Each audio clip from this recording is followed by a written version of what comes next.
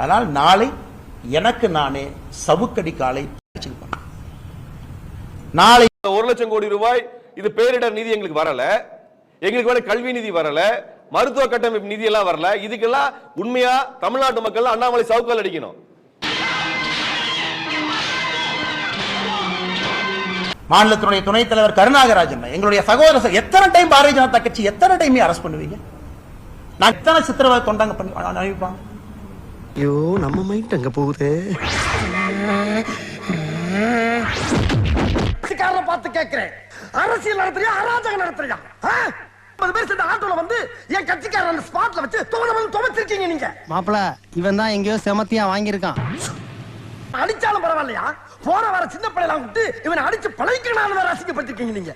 பழம் இருக்குது என்ன பாடியா இல்ல பள்ளிக்கூடமா? நாளையிலிருந்து திமுக என்கின்ற கட்சி தமிழகத்தில் ஆட்சியிலிருந்து அகற்றப்படும் வரை நான் செருப்பு போட மாட்டேன்.